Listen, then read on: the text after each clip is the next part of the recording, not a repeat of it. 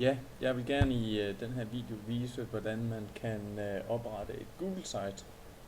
Og et Google-site, det er en hjemmeside, hvor man, som man nu engang kan med hjemmesider, præsentere nogle af sine tanker for omverdenen.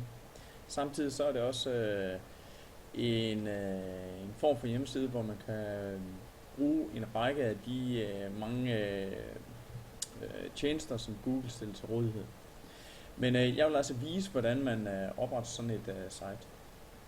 Det første jeg gør, det er, at jeg går til google.com.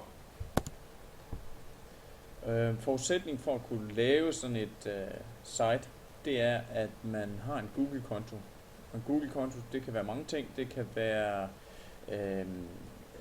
en Gmail-konto, men det kan også være en konto til Google Drive eller til YouTube, som også er integreret i Google kontosystemet. Men jeg har allerede oprettet en Google-konto, og så det jeg skal gøre, når jeg når frem hertil, det er at trykke på login. Taster jeg mit brugernavn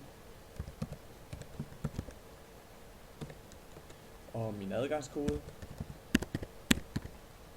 og logger ind. Nu er jeg altså logget ind i Google-systemet. Så finder jeg så Google Sites ved at skrive site med s.google.com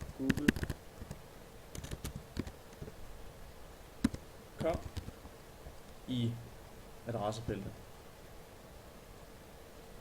Og så når jeg frem til denne side, hvor man kan se, at jeg allerede har oprettet et Google site, en hjemmeside, men hvor jeg gerne vil oprette endnu en ny hjemmeside. Og det gør jeg så ganske enkelt ved at trykke på opret. Og her har jeg mulighed for at vælge nogle forskellige skabeloner. Jeg vælger en tom skabelon. Så skal man angive et navn til sit website. Jeg kalder det gruppe 9, og her er det jo selvfølgelig aktuelt at give det navn, man nu engang mener er aktuelt. Det kan være ens gruppenummer. I 13G, og så skal jeg hernede og skrive det, der står i feltet her. Og så skulle jeg gerne være klar til at oprette min side.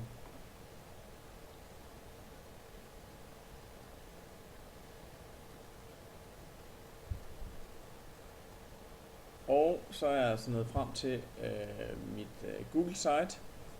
Man kan se navnet på sitet heroppe.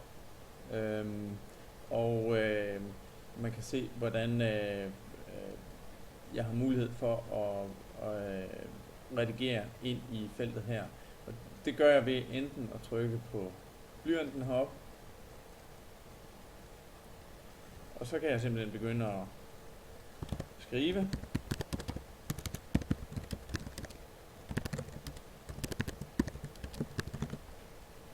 Og når jeg er færdig med at skrive, kan jeg trykke gem.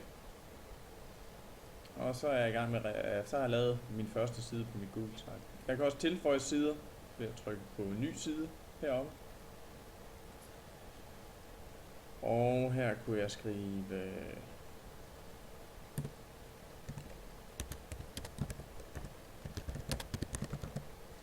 det er altså navnet på min side. Jeg gør ikke så meget ved de elementer, der er hernede. Det er der mulighed for at kigge på senere. Og nu kan man altså se, at ud over startsiden, så har jeg fået en ekstra side her, som jeg allerede er i gang med at redigere.